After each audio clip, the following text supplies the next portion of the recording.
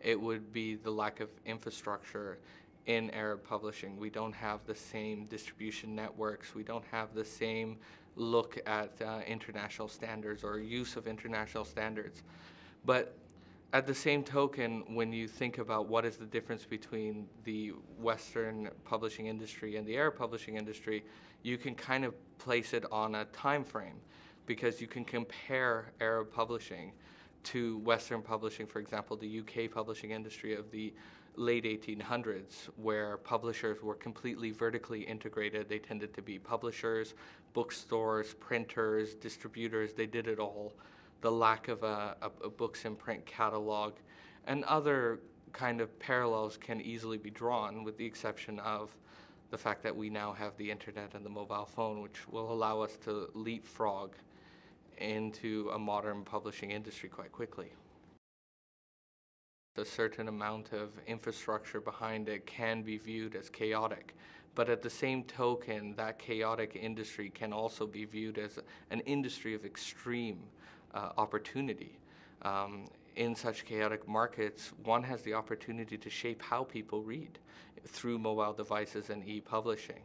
And I think that the lessons we learn in the quote-unquote chaotic nature of Arab publishing are similar lessons that can be learned in the same chaotic nature of emerging economies' publishing industries as well. The problem with the ISBN in the Egyptian market is simply that it's a number without much value added to it. It doesn't help with distribution. It doesn't help with subsidiary rights trading.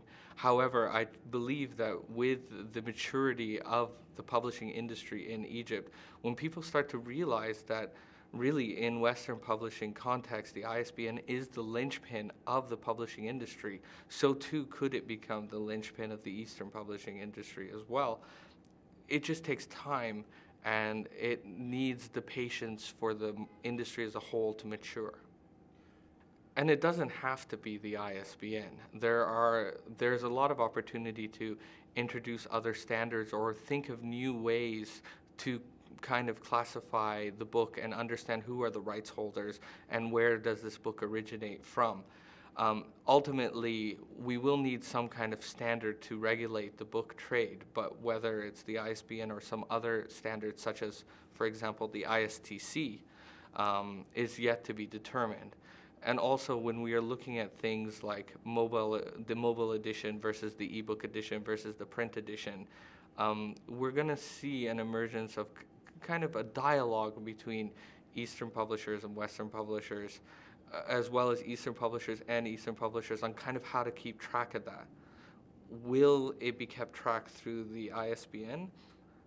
I'm not sure. I do believe that the ISBN is a great tool to use and should be used instead of reinventing the wheel. But however, with the opportunity and kind of the level playing field that the Eastern publishing industry has, the sky is the limit, and new ways of thinking will definitely emerge.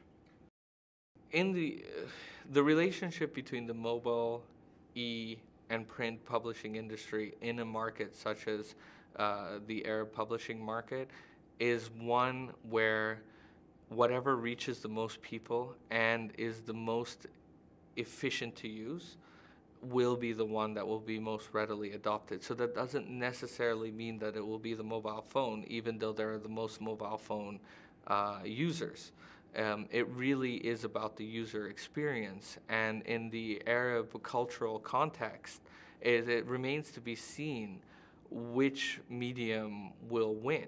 However, when looking at simply solving distribution problems and the ability to actually connect that content with the reader, you cannot discount the power of e-publishing or mobile publishing, even if it's simply used to order the book, and so that one knows where to deliver the print copy of that book.